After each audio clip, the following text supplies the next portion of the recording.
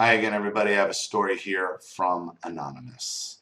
I see more than one mother-in-law wedding day shenanigans stories, and everyone seems to enjoy them. So I asked my friend if I could share her wedding day story of which I was involved. She just laughed at me and told me to change the names to protect the innocent from the particularly deranged.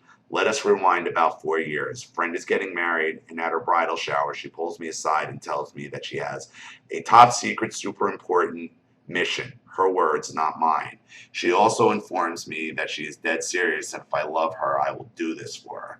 She puts me on mother-in-law duty because after dealing with my sister's terrifying dragon of an ex-mother-in-law, I was scorched, but apparently rose from the ashes as the mother-in-law wrangler, chiefest and greatest enforcer of boundaries. This was news to me. I just figured it was my general really don't handle bullshit well attitude that got people to knock it off. Just to be clear, at that point, I barely know the mother-in-law other than the occasional dinner out or family get-together, where she avoided me like the plague because I intimidated her at some point and she had never forgotten. I am a 6'1" descendant of Norse Valkyries and as alluded to before, I can get a bit curt with people who say dumb shit around me. I guess that accidental intimidation happens sometimes. Anyway, my impression of her at that moment was she was an odd attention seeker, but fairly harmless. I was wrong. She was a psychopath, opportunistic manipulator with a very serious Jocasta complex. Friend caught mother-in-law trying to squeeze her creepy cookies into said friend's 3 sizes too small, obviously wedding night themed lingerie. Oh, your friend married a son husband. Your friend married a son husband.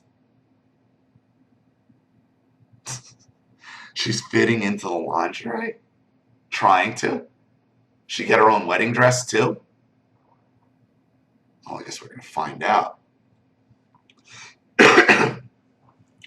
That could be super awkward for That could be a super awkward story for another time if friend gives me the okay to tell the whole thing. It's really bad. Bride tells me in all the gory details, tells me they don't trust mother-in-law as far as they can drop her, and they are 99.99999% certain she's going to pull a dick move at the wedding. My mission was to watch for the creepy skeever and intercept her at the door. I'm still trying to give this woman the benefit of the doubt because I mistakenly thought legit crazy was a rare occurrence. So I kind of take this all with a few grains of salt and laughed at the fact that the bride and groom went out and bought 2 dresses in mother-in-law's size just in case. All right, so the husband knows what the mother is. All right. I laughed because the mother-in-law had sent the same pictures of the same boring mother of the bride dress every time she was asked if her dress was ready for the day. Again, wrong. I was wrong. I freely and openly admit that I did not know that this woman was a bold-faced liar. Wedding day. I'm standing sentry in the back of the hall watching for mother-in-law who's almost 2.5 hours late. She missed the pre-bridal party, dressing ceremony, and the girl bonding that goes on before that, which she was apparently super intense about joining in on. I'm about ready to go sit because obviously this dumb broad isn't going to make it here. Wrong. Out of the corner of my eye, I see her coming up the stairs in all her crazy glory.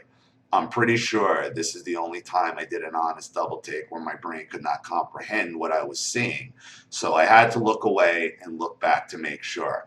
I am proud to say that she did not even make it to the door frame of the hall because I was out the door, had her by the arm, and was frog marching her down into the basement. She showed up in a pearlescent virgin white floor-length slinky sheath-style gown. I was appalled. Well, what better to show up to marry your son husband in, to walk down the aisle? I remember that the first minute or so, I couldn't get any words out of my mouth. Luckily, the bride's mother saw my mad dash out the door and followed after me. Mother-in-law immediately burst into tears when when Bride's mother appeared and started saying that I had grabbed her and brutally dragged her away, and I was terrifying her. Her first words were, "Psycho pants, shut the fuck up right now," which of course she buttoned right up after she tried to get nasty with both of us, that we were ruining her son's wedding day and he was going to hear about this from her. We were trying to talk over her until mother-in-law's ex-husband, father of the groom, appeared shortly after mother and looked like he wanted to shake her until her eyes popped out of her head. When he came in, she just started sobbing again, because apparently he was her biggest enabler until he couldn't take being married to her anymore. His new wife, girlfriend at the time, had broken him of that, though. So the look on her face when he just kept repeating, "You are not going in there looking like that, and what the hell is going on in your head," was priceless. She just sobbed and sobbed and sobbed some more. Tries to tell us this is my special day too. Sobs a bit more, yells at us she is late and I need to go down the aisle with my son. Then realizes he might be able to hear her, so she starts crying, wailing for her son. It honestly sounded like a dying bear wail. Eventually, the bride's sister appears with the 2 backup dresses and literally threw them at her. Then basically tells her what an unbelievably shitty person she is for showing up in white to a wedding that isn't hers. This was a bit ago, and I was ragey. I can't remember the exact words, but she shamed the shit out of her. She also told her that her general behavior was so awful that they had planned for her to be deceiving, and she wasn't going to get away with it today.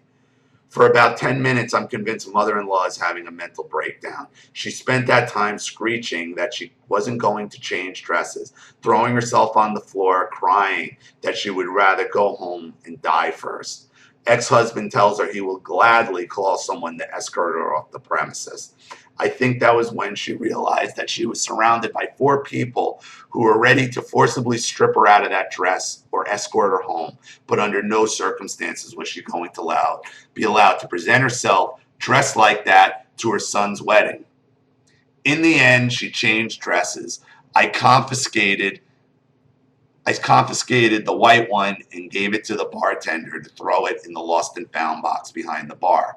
Mother-in-law proceeded to super loud sob throughout the wedding ceremony and make the most tasteless speech, which I found out she wasn't even supposed to give. Then gets so drunk, she tried to make out with her son groom, shoved between her and her ex-husband and his girlfriend while crying, wanting a hug from her ex. Groped one of the groomsmen, screaming directly in the mother of the husband's face, and was eventually the mother of the bride's face, and was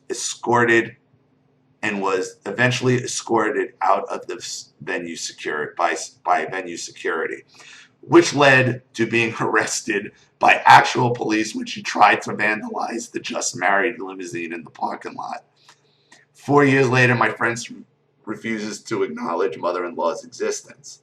She says her hub is the only scientifically proven case of stork dropping off a baby with some confused guy that absolutely never had a psycho first wife.